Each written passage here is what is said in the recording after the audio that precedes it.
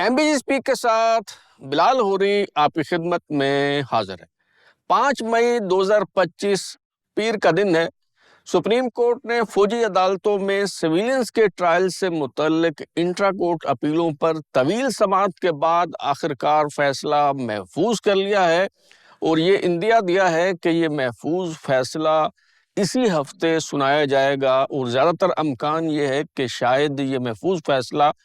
जुमा को सुनाया जाए, जो कि गालिबन 9 मई का दिन होगा। यानी 9 मई 2022 को ये वाक़यात पेश आए थे और 3 साल बाद इस हवाले से सुप्रीम कोर्ट जो है वो फैसला देने जा रही है। तो ये क्या फैसला होगा, इस पे हम आज के शो में बात करेंगे। इसके अलावा पहलगाम में सियाहों पर हमले के बाद पाक भारत कशीदगी के नतीजे में जो माहौल पैदा हुआ है,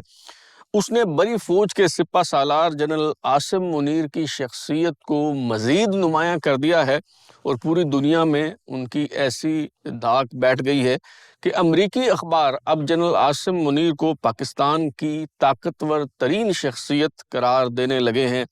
ये क्या मामला है, इसके हवाले से भी आज के शो में हम बात करेंगे। लेकिन पहले सुप्रीम कोर्ट से आने वाली अहम पेशरफ्त पर बात कर लेते हैं। जैसा कि आप जानते हैं कि 9 मई 2022 को पाकिस्तान भर में फौजी तनसीबात पर और अहम सरकारी इमारतों पर हमले किए गए थे, जिसके बाद शरपसंदों को गिरफ्तार किया गया। कुछ के जो मुकदमात हैं वो सिविलियन अदालतों में चलाए गए, लेकिन कुछ अफराद को फ़ौज की तहवील में दे दिया गया और फ़ौजी अदालतों में उनका ट्रायल शुरू हुआ। तो ये मामला जो है वो सुप्रीम कोर्ट पहुंच गया और सुप्रीम कोर्ट में ये मौक़िफ़ अख्तियार किया गया कि सिविलियंस का फ़ौजी अदालतों में ट्रायल नहीं हो सकता। इस पर अक्टूबर 2023 में सुप्रीम कोर्ट के एक 5 रुकनी बेंच ने मुत्तफ़िक़ा तौर पर ये फ़ैसला दिया कि वो 103 शहरी जिन्हें 9 मई के वाक़यात के तनाजुर में गिरफ़्तार किया गया था और वो फ़ौज की तहवील में हैं, उनका फौजी अदालतों में ट्रायल खिलाफ आइन है। इस फैसले के खिलाफ वफाकी हुकूमत, वज़ारत दिफा, पंजाब, केपी और बलूचिस्तान की हुकूमतों ने सुप्रीम कोर्ट में इंट्रा कोर्ट अपीलें दायर की और ये जो इंट्रा कोर्ट अपीलें हैं, इस पे 13 दिसंबर 2023 को सुप्रीम कोर्ट के बेंच ने 1 के मुकाबले में 5 की अक्सरियत से वो जो साबका फैसला था अक्टूबर 2023 वाला, जिसमें सिविलियंस के फौजी अदालतों में ट्रायल को खिलाफ आइन करार दिया गया था, उसे मुअत्तल कर दिया गया और कहा गया कि जो मिलिट्री कोर्ट्स हैं वो ट्रायल कर सकती हैं, कार्रवाई वो जारी रख सकती हैं, लेकिन वो हतमी फ़ैसले नहीं सुना सकती। और ये जो हतमी फ़ैसले हैं ये मशरूत होंगे सुप्रीम कोर्ट में ये जो इंट्रा कोर्ट अपीलें हैं उनके फ़ैसले से, और फिर ये मामला जो है ये प्रैक्टिस एंड प्रोसीजर कमेटी को भिजवा दिया गया ताकि एक लार्जर बेंच तश्कील दिया जाए इन इंट्रा कोर्ट पर अपीलों की जो है वो समाअत के लिए। और फिर ये बेंच जो है इसने समाअत का आगाज़ किया। उसके बाद आइनी बेंच जो है वो बन गए। तो फिर आइनी बेंच ने जस्टिस अमीनुद्दीन खान की सरबराही में इस मामले की समाअत जो है वो शुरू की। बाद में एक और पेशरफ्त ये हुई कि मिलिट्री कोर्ट्स को फ़ैसले सुनाने की भी इजाज़त दे दी गई, लेकिन ये शर्त आयद कर दी गई कि उस पर वो फ़ैसले जो हैं वो हतमी शक्ल अख्तियार नहीं करेंगे और उस पर जो अमल दरामद है वो सुप्रीम कोर्ट के इस फैसले से जो है वो मशरूत होगा। तो तवील अरसा इस पे समाअत हुई, वकला जो है वो दलाइल देते रहे और ये जो आइनी बेंच है सुप्रीम कोर्ट का 7 रुकनी आइनी बेंच, जो जस्टिस अमीनुद्दीन खान की सरबराही में इस मामले की समाअत कर रहा था, उसमें उनके अलावा जस्टिस जमाल मंदोखिल हैं, जस्टिस मोहम्मद अली मज़र हैं, जस्टिस हसन अज़हर रिज़वी हैं, जस्टिस मुसर्रत हिलाली हैं, जस्टिस नईम अख्तर अफ़गान हैं और जस्टिस शाहिद बिलाल हसन हैं। तो आज अदालत में अटॉर्नी जनरल मंसूर आवान जो हैं उन्होंने दलाइल दिए और वो जब दलाइल दे रहे थे अदालत में, तो अदालत ने उनसे इस्तफ़सार किया कि क्या 9 मई के वाक़यात पर फौजी अफसरों के ख़िलाफ़ भी कोई कार्रवाई की गई है। इस पे अटॉर्नी जनरल मंसूर उस्मान आवान ने कहा कि 3 जो आला अफसर हैं फ़ौज के, जिनमें एक लेफ्टिनेंट जनरल, एक ब्रिगेडियर और एक लेफ्टिनेंट कर्नल हैं, उन्हें बग़ैर तनख्वाह और मराआत के रिटायर कर दिया गया है। और इस पे पूछा गया अदालत की तरफ से कि क्या उनमें لاہور کے کور کمانڈر بھی شامل ہیں، جس کا اسبات میں جواب دیا اٹارنی جنرل منصور عثمان عوان نے۔ اچھا، اس موقع پر جسٹس نعیم اختر عفان جو ہیں، انہوں نے اٹارنی جنرل سے کہا کہ جناب آپ غلط راستے پر چل پڑے ہیں۔ ہم نے 9 مئی کے واقعات کے میرٹ پر یہاں کسی کو بات نہیں کرنے دی، کیونکہ میرٹ پہ بات ہوگی تو اس کا اثر ٹرائل پر اور اپیلوں پر جو ہے وہ ہو سکتا ہے، لہٰذا یہاں آپ میرٹ پہ بات نہیں کریں۔ تفصیلات میں اگر ہم جائیں گے تو بہت سے سوالات پیدا ہوں گے اور کچھ سوالات کے جوابات دینا شاید آپ کے لیے بھی ممکن نہیں ہوگا۔ اور پھر انہوں نے خود ہی، جسٹس نعیم اختر عفان جو ہیں، انہوں نے خود ہی یہ پوچھ لیا کہ کور کمانڈر لاہور جو ہیں، کیا وہ ٹرائل کورٹ میں بطور گواہ پیش ہوئے ہیں جب یہ جو سویلینز ہیں جن کا ٹرائل ہو رہا تھا، تو اس ٹرائل کے دوران کور کمانڈر لاہور جو ہیں وہ کیا بطور گواہ وہاں پیش ہوئے؟ تو اس پہ جسٹس منصور عوان نے کہا کہ جب اپیل آئے گی تو عدالت کو معلوم ہو جائے گا کہ کون وہاں پہ بطور گواہ پیش ہوا ہے اور کون جو ہے وہ پیش نہیں ہوا۔ اس موقع پہ ایک اور معزز جج صاحبہ جسٹس مسرت ہلالی نے یہ سوال کیا، یہ پوچھا کہ جو لاہور کا کور کمانڈر ہاؤس ہے، جو جناح ہاؤس بھی کہلاتا ہے، تو جناح ہاؤس کے باہر جو مظاہرین جمع ہوئے تھے، کیا وہ گیٹ پھلانگ کر اندر داخل ہوئے یا جناح ہاؤس کا دروازہ اندر سے کھولا گیا؟ کیونکہ اگر یہ دروازہ اندر سے کھولا گیا ہے تو پھر یہ ملی بھگت کا جو ہے وہ کیس بنتا ہے۔ اچھا، میں حیران ہوں کہ ایک طرف جو جج صاحبان ہیں وہ اٹارنی جنرل کو کہہ رہے ہیں کہ کیس کے میرٹس پہ آپ نہ جائیں، اور دوسری طرف خود ایسے سوالات کر رہے ہیں جن کا تعلق ٹرائل سے ہے، جن کا تعلق کیس کے جو ہے وہ میرٹس سے ہے۔ مثال کے طور پہ یہ سوال پوچھنا کہ کور کمانڈر لاہور بطور گواہ پیش ہوئے یا نہیں، دروازہ اندر سے کھولا گیا یا باہر سے کھولا گیا، یہ سوال بہت اہم ہے، لیکن یہ سوال ٹرائل کورٹ میں اٹھایا جانا چاہیے۔ اگر نہیں اٹھایا گیا تو وہاں اٹھایا جانا چاہیے جب یہ ملٹری کورٹ کے فیصلوں کے خلاف اپیلیں آئیں گی، تو وہاں یہ سوال اٹھایا جا سکتا ہے۔ اس وقت سپریم کورٹ کے جو معزز جج صاحبان ہیں، ان کے سامنے یہ سوال نہیں ہے، ان کے سامنے سوال یہ ہے کہ کیا فوجی عدالتوں میں سویلینز کا ٹرائل ہو سکتا ہے یا نہیں ہو سکتا۔ لیکن جج صاحبان جو ہیں وہ کبھی بات کو کدھر لے جاتے ہیں، کبھی کدھر لے جاتے ہیں، کبھی کوئی بات جو ہے پوچھی جاتی ہے، کبھی کوئی۔ بہرحال اب اس معاملے کی سماعت جو ہے وہ مکمل ہو چکی ہے، اور جو سپریم کورٹ کا آئینی بینچ ہے اس نے فیصلہ محفوظ کر لیا ہے، اور یہ کہا گیا ہے کہ اسی ہفتے ہی جو شارٹ آرڈر ہے، مختصر فیصلہ ہے، وہ سنا دیا جائے گا، اور زیادہ تر امکان یہ ہے کہ شاید یہ فیصلہ جمعہ 9 مئی کو سنایا جائے گا۔ 9 مئی 2022 کو یہ واقعات پیش آئے تھے، اور 9 مئی 2025 تک جو ہے یہ فیصلہ ہی نہیں ہو پایا کہ یہ قومی املاک کو جنہوں نے نقصان پہنچایا، جنہوں نے جلاؤ گھیراؤ کیا، ان کے خلاف ٹرائل کہاں پہ ہوگا۔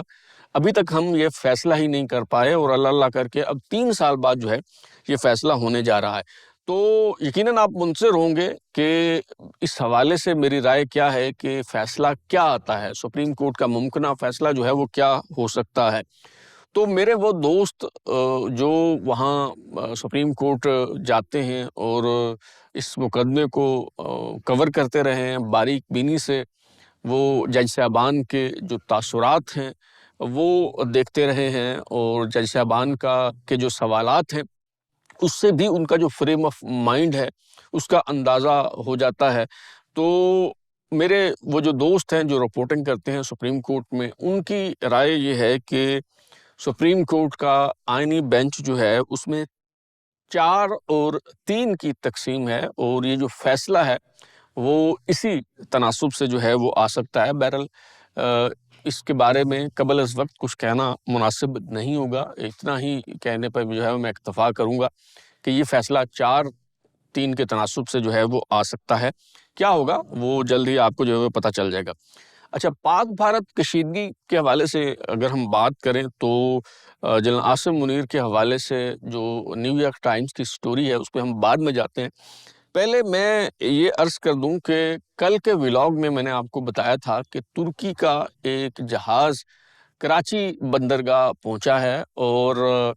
میں نے بتایا تھا کہ اگرچہ اس حوالے سے یہ کیا سارائیاں بھی ہو رہی ہیں کہ شاید پاک بھارت کشیدگی کا جو ماحول ہے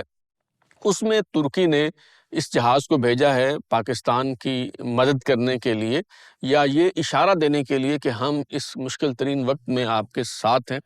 لیکن میں نے بتایا تھا کہ اصل حقیقت یہ ہے کہ یہ جو بحری جہاز ہے ترکی کا، یہ خیر سگالی دورے پر کراچی آیا ہے، اور یہ جو دورہ ہے اس کا شیڈول کئی مہینے پہلے ہی طے کیا جا چکا تھا، اور اس کا موجودہ حالات سے کوئی تعلق نہیں ہے۔ ہاں البتہ میں نے یہ ضرور کہا تھا کہ اس کی ایک سمبولک سگنیفیکنس ضرور ہے، موجودہ حالات میں اس کی ایک علامتی اہمیت جو ہے وہ اس سے انکار نہیں کیا جا سکتا،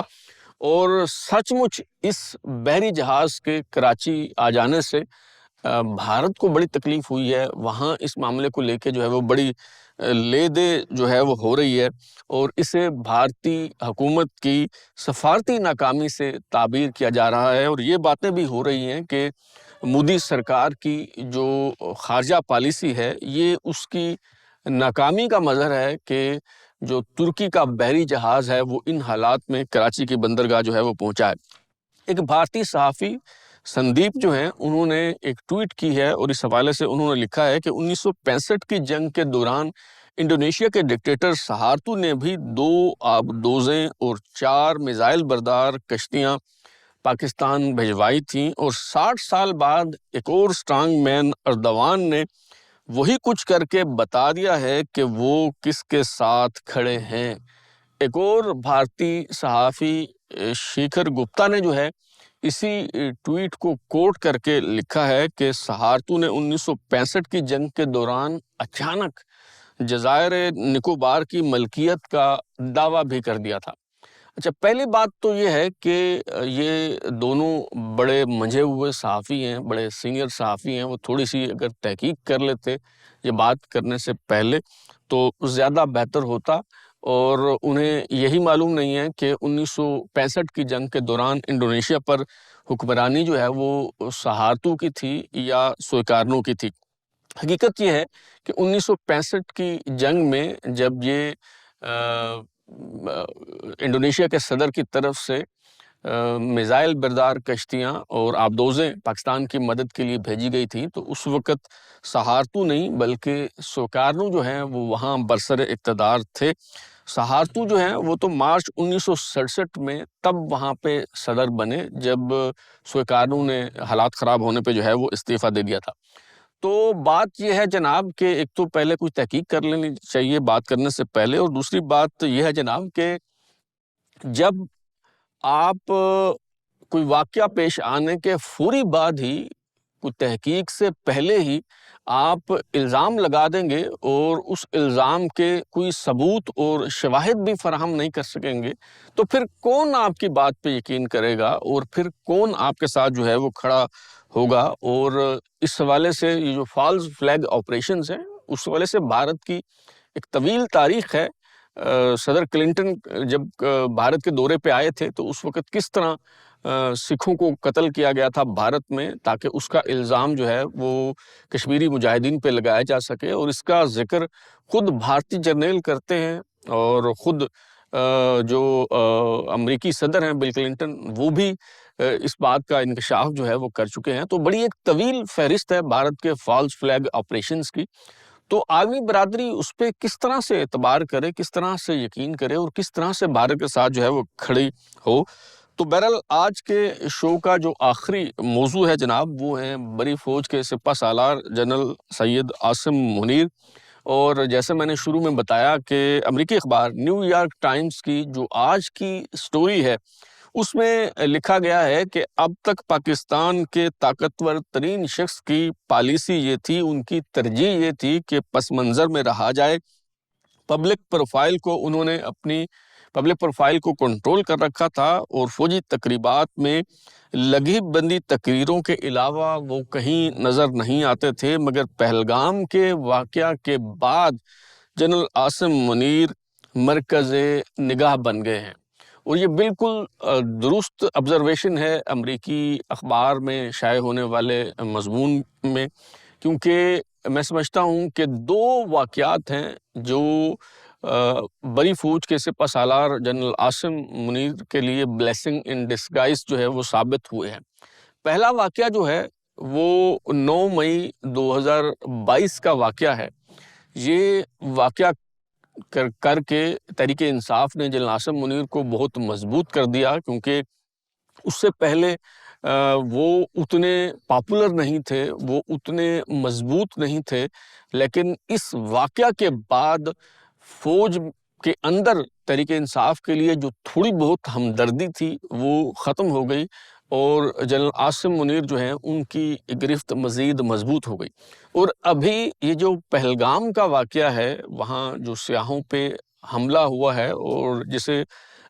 جس کے بارے میں کرینِ قیاس یہی ہے کہ یہ فالس فلیگ آپریشن تھا بھارت کا، تو اس پہلگام کے واقعہ نے بھی جنرل عاصم منیر کی جو شخصیت ہے اسے اجاگر کرنے اور ان کی پوری دنیا میں دھاک بٹھا دینے میں جو ہے وہ بہت اہم کردار ادا کیا ہے۔ واقعتاً وہ اس سے پہلے ان کا کوئی ایکسپوجر نہیں تھا، اس طرح سے وہ پبلک میں نہیں آتے تھے، لوگوں سے ملتے جلتے نہیں تھے، اور بڑے لو پروفائل میں رہا کرتے تھے، اور بیک گراؤنڈ میں رہ کے جو ہے وہ کچھ اگر کر بھی رہے تھے تو وہ کیا کرتے تھے۔ لیکن اس واقعہ کے بعد واقعی جنرل عاصم منیر جو ہیں وہ مرکز نگاہ بن گئے۔ تو اب تک کے لیے اتنا ہی۔ بلال ہوری کو اجازت دیجیے، پھر ملاقات ہوگی۔ اگر آپ کو ہمارا شو پسند آیا تو اسے لائک کریں، کامنٹ کریں، شیئر کریں، اور ہمارا چینل سبسکرائب کرنے کے بعد بیل آئکن یعنی گھنٹی ضرور دبائیں تاکہ آپ کو نئی ویڈیوز کے نوٹیفیکیشنز ملتے رہیں۔ بہت شکریہ۔